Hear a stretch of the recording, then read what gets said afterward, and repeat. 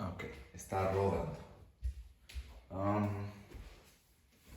bueno, pues para empezar, muchas gracias por ayudarme con este trabajo, Gon. Realmente lo aprecio mucho.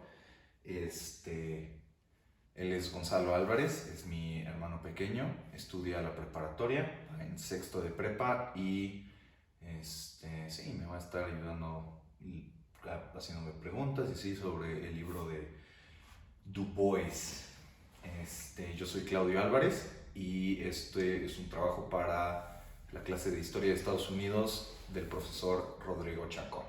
Entonces, tengo entendido que tienes algunas preguntas que me quieres hacer y yo te voy a ir contestando y tratando de, sí, darte la mayor información posible para que realmente, no sé, o sea, sería increíble si lo leyeras, es un buen libro. Pero sí, entonces no sé si tengas algunas preguntas por donde quieras empezar o podemos empezar con el autor. Sí, no estoy casi nada familiarizado con el trabajo de este autor, ni en su libro que estamos viendo, The Souls of Black Folk. Ujú. Tengo un poco de entendimiento del contexto histórico de cuando se publicó y de como sus implicaciones, pero me gustaría saber un poco más en particular de quién es W.E.B. Du Bois. Ok, pues W.E.B. Du Bois es un intelectual estadounidense, es un hombre negro y él, o sea, él nació en 1868, ¿no? Entonces, justo terminando la guerra civil y muere hasta como en los 60 del siglo XX, pero entonces él en realidad se chutó pues toda esa época de pues, reconstrucción, del Jim Crow y de los inicios de lo que hoy llamamos como el movimiento de los derechos civiles de los afroamericanos en Estados Unidos. Él fue un intelectual súper importante, en especial dentro de la comunidad afroamericana. Es una de las figuras, digamos, líderes de la comunidad en general. De hecho, él fue el primer negro que obtuvo un doctorado en Harvard, ¿no? Entonces, el señor era muy inteligente, muy, digamos, como talentoso, tenía, como capacidades intelectuales muy, muy elevadas y también, pues como ya dije, fue un líder del movimiento como para mejorar las condiciones de los negros en Estados Unidos.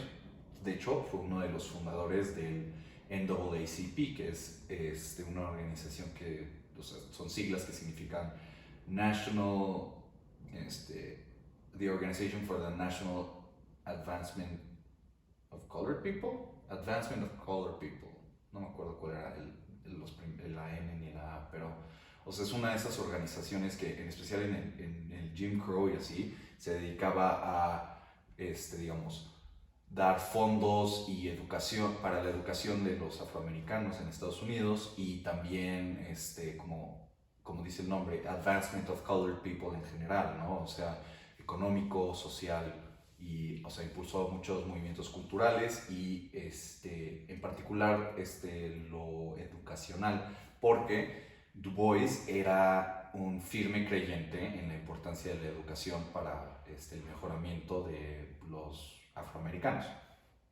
Y sí, creo que pues, con eso tenemos algo de contexto. También, o sea, fue muy, o sea, escribió mucho sobre esto. Y de hecho, este libro es en parte es una colección de ensayos que él ya había publicado en otras partes y en parte es como material nuevo, ¿no? Pero en general esta es una obra meditativa y analítica y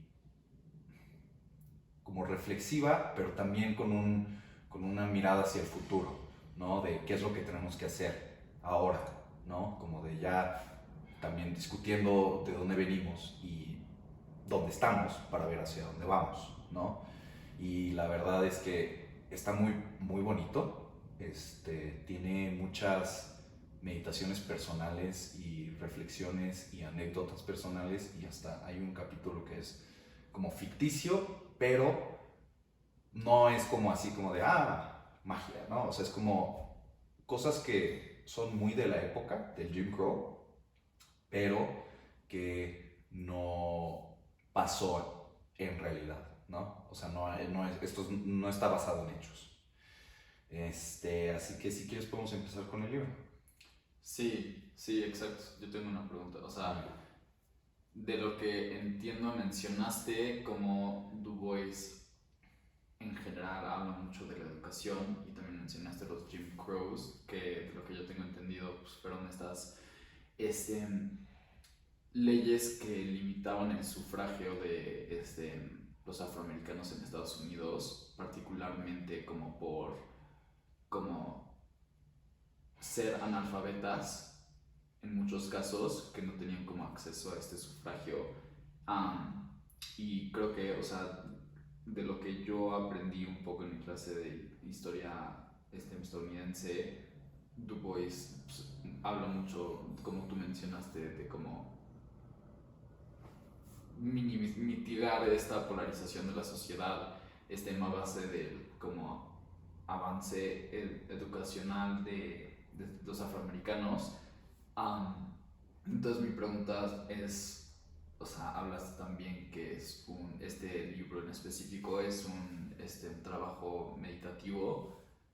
Entonces mi pregunta es si este trabajo habla de la educación en particular, o si tiene como un marco más como sociopolítico, y como decías, tiene como algunos acontecimientos suyos personales. Si es más bien un trabajo teórico de la educación de los afroamericanos, o si más bien es como una consideración social del estado de los afroamericanos después de su emancipación. Pues es un poco de todo. O sea, está dividido en capítulos que son como ensayos, ¿no? Entonces, digamos, el primero, que es como una introducción al trabajo, o sea, o sea, el trabajo completo, ¿no? Que es donde delimita como sus argumentos. Bueno, no los delimita, pero como que los introduce, e introduce algunas ideas que él va a desarrollar a través del libro, ¿no? Entonces, haz de cuenta, hay capítulos que, por ejemplo, el segundo capítulo es prácticamente histórico y como de análisis de la sociedad en general. Luego, después de eso, habla de algunas de las respuestas que hubo dentro de la comunidad negra hacia el Jim Crow. De hecho, uno de los capítulos lo dedica por completo a un señor que se llamaba Booker T. Washington, que él tenía una, digamos, visión diferente a la de Du Bois, y estaba, o sea, en este capítulo él argumenta, o sea, primero lo expone y luego argumenta en contra de ella, ¿no? Y si quieres podemos entrar más a detalle sobre eso, pero eso es en particular como sobre la educación y sobre el papel de los negros en la sociedad. Y también, o sea, habla sobre la educación en particular, qué es lo que una persona obtiene sobre la educación y así, más allá de, porque, o sea, no es como que, o sea, sí había escuelas en el sur, ¿no? Pero muchas eran como vocacionales, o sea, te preparaban para trabajar y no como, digamos, lo que se considera una educación más humanista, ¿no? Fundacional. Exacto, ¿no? De hecho, o sea, y lo que él argumenta es como de, no, pues es que necesitamos una educación que, y aquí tengo una cita bastante padre, que dice, we need an education that encourages aspiration, that sets the loftiest ideals and seeks as an end culture and character rather than breadwinning, ¿no? Entonces es como de, pues, o sea, para él la educación debería de ser algo que te hace crecer como individuo, y no tanto como de, esto es un martillo y así es como se usa un martillo en esta fábrica, ese tipo de cosas, que es, regresando a Booker T. Washington, ese es el tipo de visión que él tenía. Sí, que es como toda esta consideración como de güey, los negros son humanos, no son Ajá. como máquinas de labor. Exacto, exacto, exacto, exacto. Pero sí, entonces es como una mezcla de todo. Y si quieres podemos hablar de, no sé si algo te llamó la atención o de que quieras hablar más al respecto. Me llamó la atención que no pudieras entender tu propia letra, pero... ¡Qué grosero! Este... Bueno, pues yo decía del libro, pues.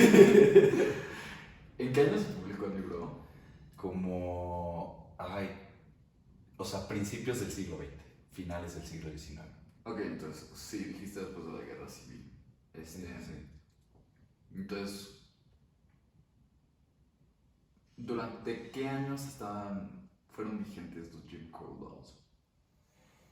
Pues empezaron como después de la guerra civil, como un esfuerzo por parte de los blancos del sur porque la sociedad sureña cambiara lo menos posible después de la guerra civil. Y creo que estoy bastante seguro de que estuvieron vigentes casi hasta los 60, o sea, definitivamente 1920, 1930. Ya. Y, o sea, muchas veces eran black codes donde agarraban, o sea, se cuenta las leyes que tenían para los esclavos y luego decían, ok, cada vez que dice esclavo, cámbialo por negro y esa es la nueva ley, ¿no? Entonces, o sea, realmente en vez de owner como employer, ¿no? Entonces quitas o sea, literalmente era cambiar lo menos posible, nada más cambiar el lenguaje, pero que digamos, las jerarquías de la sociedad no cambiaran y que como las dinámicas sociales no cambiaran. Sí, creo que me acuerdo de que era justo ese como o sea, como ese sistema de labor que no era esclavitud en sí, pero que se basaba como en deudas, que era de como si yo, o sea, como trabajas para mí, pero luego te endeudas, entonces es básicamente como el mismo sistema de opresión, de la esclavitud.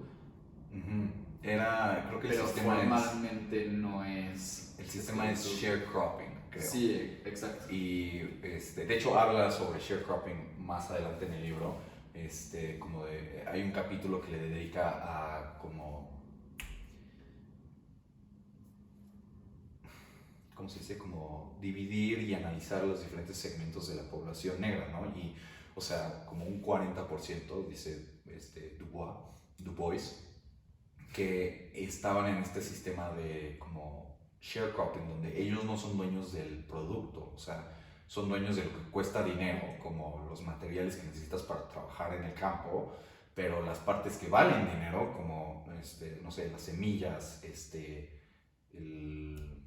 el producto agrícola, Sí, los agricultor, means of production. Exacto, o sea, se cuenta, si eres un granjero y estás creciendo wheat, ¿no? Y trigo, y pues tú no eres dueño de las semillas de trigo, y entonces tampoco eres dueño del trigo cuando lo estás cosechando, ¿no? Y realmente, o sea, el dueño era alguien más que les prestaba a estas personas y luego se llevaban toda la cosecha y les dejaban una parte a los campesinos, a los campesinos negros, y este era su share, entonces por eso sharecropping. Y entonces habla de como formalismo progresista, o sea, habla de como la yuxtaposición entre como los avances formales de la ley en Estados Unidos contra el realismo de... Sí, de que poco ha cambiado. Sí. No necesariamente en esos términos, pero sí. O sea, él desde el principio introduce esta metáfora que la neta está bonita como metáfora, pero pues que presenta una realidad muy fea, que es la metáfora del velo, ¿no? O sea, dice que para los afroamericanos hay un velo que los separa del resto de la sociedad, y este velo es el hecho de que tienen que tener una conciencia doble, y eso es un término que él usa, que es que no se pueden nada más pensar en cómo ellos se ven a sí mismos, sino que siempre tienen que estar conscientes de cómo el mundo los ve a ellos, y estar conscientes de que no tienen las mismas oportunidades que el resto de la sociedad, ¿no? Que hay algo que los separa de ellos. Y yo creo que algo que a mí me impactó mucho es, de hecho, en el primer capítulo, él habla de su experiencia de como un niño chiquito. Y dice como de, no, pues es que la verdad es que, o sea, yo de chiquito, o sea, cuando eres un niño, nadie te dice como sobre el racismo, nadie te lo, ¿cómo se dice? No es como que te sientan un día tus papás y te dicen, oye, pues racismo, ¿no? O los niños blancos o los maestros se sientan y dicen, te sientan y te dicen, ¿no? Como de, ay, eres negro, eres inferior, eres menos que nosotros, ¿no? O sea, es algo que intuyes y vives. Y él describe su experiencia, o sea, siendo un niño chiquito y que estaban, no me acuerdo qué estaban comprando, pero eran como, creo que dulces o una cosa así, y estaban jugando a intercambiarlos, ¿no? Entre ellos.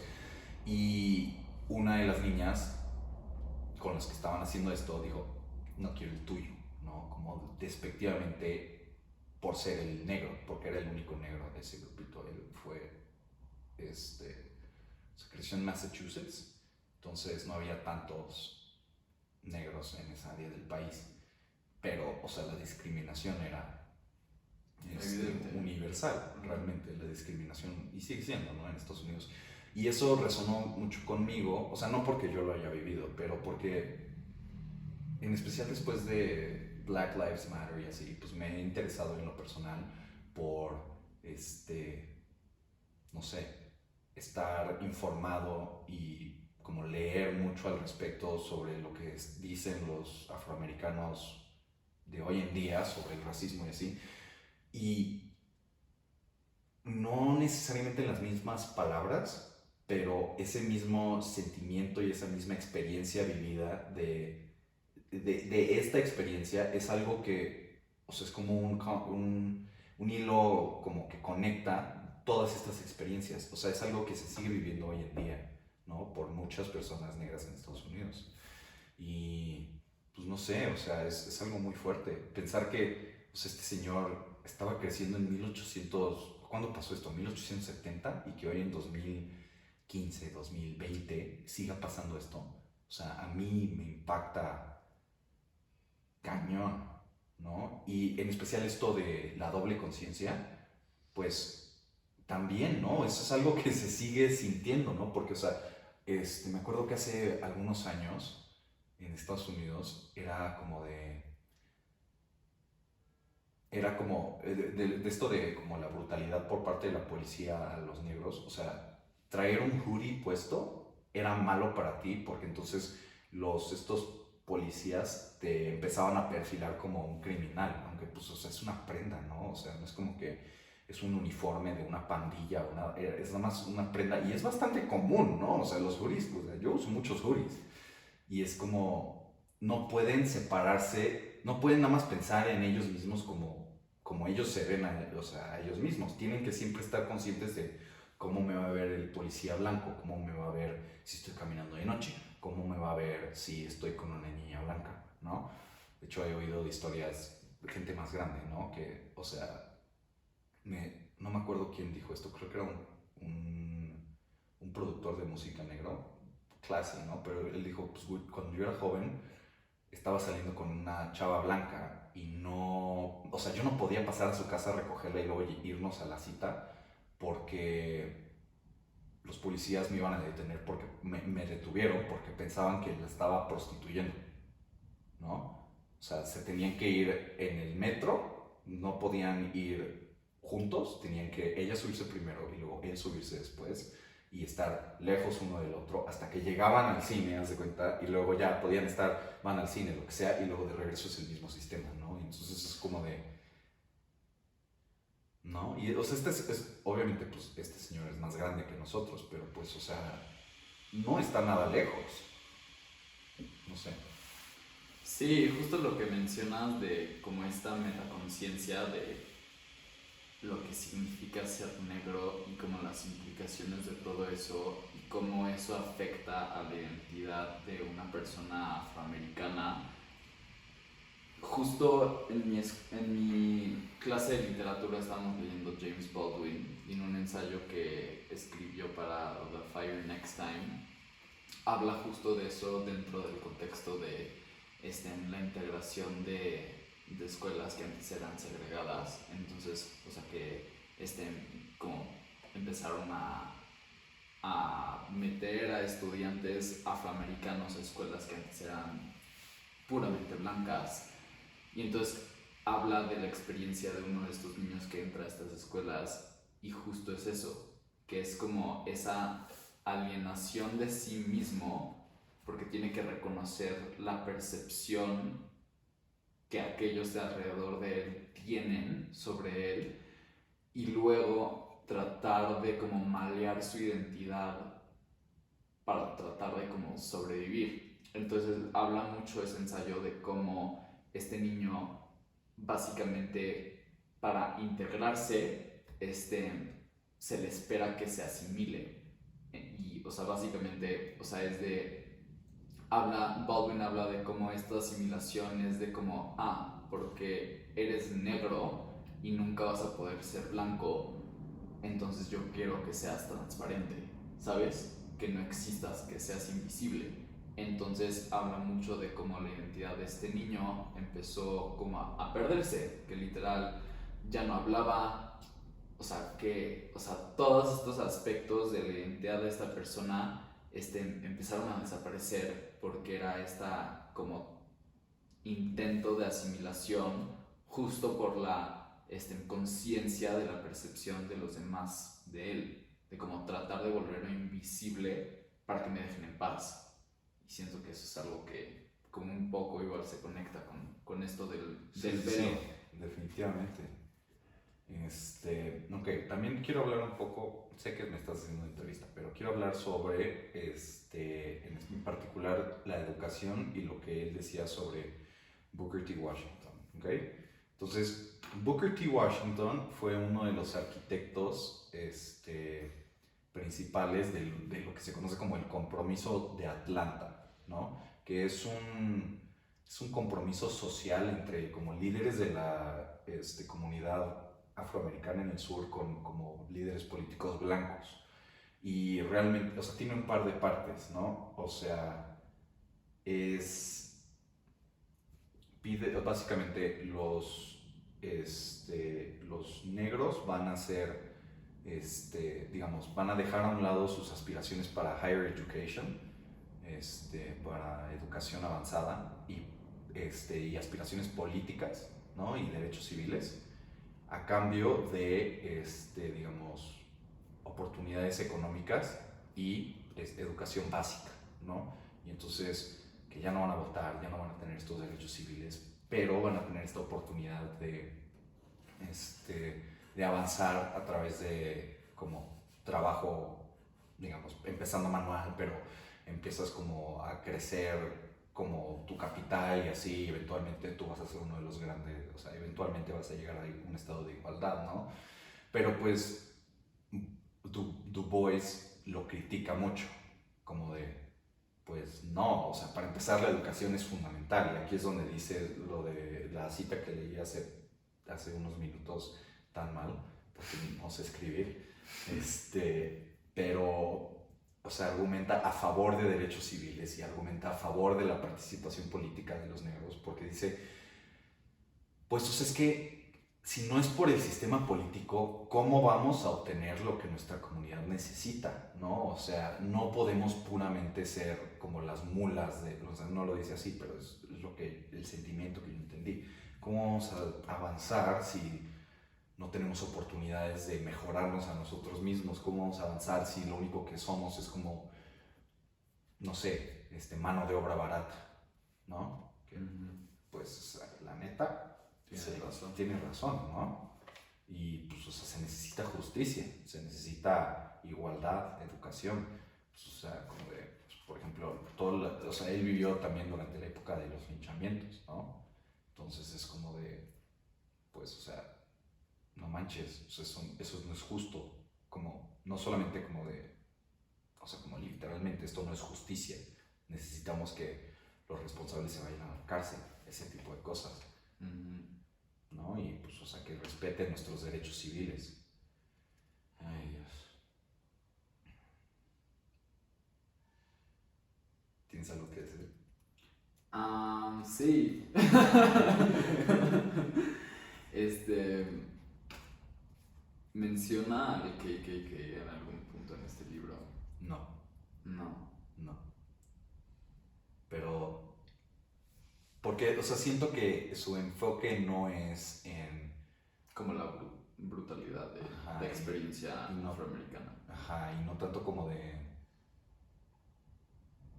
Porque hay muchas literaturas que son como de, miren lo que nos hicieron, entonces, como de buscar represalias por los daños, pero es como de, pues no lo vamos a ignorar, pero pues es importante, o sea, eso no nos va a llevar a un lugar mejor, ¿no? Nuestra forma de avanzar como gente es a través de la educación, a través de todo esto que viene diciendo y argumenta en toda la obra. También, pero sí habla de linchamientos. Ya. De hecho, el penúltimo capítulo, te había platicado que había un capítulo que era como ficticio, pero basado en su contexto histórico real, es este. Y trata de Yo creo que esta historia ficticia tiene dos puntos muy importantes, pero te lo voy a platicar un poco primero y luego ya hablamos de lo que yo creo que es importante rescatar. Trata de un chavito que se llama John y al que mandan al norte a una buena escuela a estudiar, ¿no? Y entonces ahí conoce y es comparado siempre con un John blanco que era hijo de un juez, ¿no? O sea, blanco y privilegiado, ¿no? No como digamos un poor white, o sea, blanco con privilegio. Y y pues, o sea, sufre, pues, por obviamente racismo y por ser como el John inferior. Pero bueno, se educa, es inteligente, entonces sale adelante y regresa a su pueblo, ¿no? O sea, a su casa, a su hogar. Y cuando regresa se da cuenta de que está, o sea, lo dice Washington, ¿eh? Lo dice Dubois como es es como si él estuviera hablando otro lenguaje, ¿no? No se logra identificar o comunicar con el resto de su comunidad por su experiencia educacional, ¿no? Pero bueno, decide salir adelante, lo que sea, empieza una escuela para pues, chavitos dentro de su pueblo. Y luego, detalles, pero John Blanco regresa, o sea, está ahí en el sur y viola a la hermana de John Negro, y John Negro no sé, interviene, no mata, ¿no? Y entonces el capítulo termina con él despidiéndose de su mamá y o sea, se va caminando como cantando como una canción religiosa, y mientras que, o sea, se están juntando mobs de blancos y, o sea, queda muy implícito que pues lo que sigue es que lo lincharon, ¿no? Por matar a un hombre blanco, ¿no? O sea, no importa lo que estaba haciendo el hombre blanco, o sea, un negro no puede hacer eso, ¿no? Y o sea, yo creo que esas son las dos partes que hay que rescatar, o sea, primero, que la educación, o sea, por la forma en la que el sistema mantiene a los negros en Estados Unidos, o sea, un negro educado que logra salir un poco, o sea, más adelante, entonces se vuelve como un outsider dentro de su propia comunidad, ¿no? Sí, como que vive en un umbral de identidad. Ajá. Y dos, como esta parte de como los linchamientos que, o sea, yo creo que realmente es esta parte de la sociedad esclavista que nunca se quitaron y que nunca se quisieron quitar, y por eso está el Jim Crow, ¿no? O sea, de hecho, argumenta también en alguna otra parte del libro que el sistema policíaco del sur, o sea, realmente fue creado y diseñado para mantener la esclavitud. Pues sí, pues, literal se creó a base de los Fugitive Slave Laws. Según yo, todos los policías del sur, o sea, fueron como descendientes literal de esos policías que Sí, trataban que de... se dedicaban a cazar y recuperar esclavos que se escaparon, literal. Sí, sí, sí. Y esto es lo mismo que argumenta él, ¿no? Y entonces, o sea, un sistema donde pues, o sea, está diseñado para mantener al afroamericano abajo. Y también, o sea, una parte como no ignorada, o sea, no se ignora su barbaridad, porque siempre, o sea, cuando se habla de esto es como de, no, pues es que digamos, los esclavistas podían violar y abusar sexualmente de sus esclavas, ¿no? Como, sí, con impunidad, ¿no? O sea, hacían lo que querían.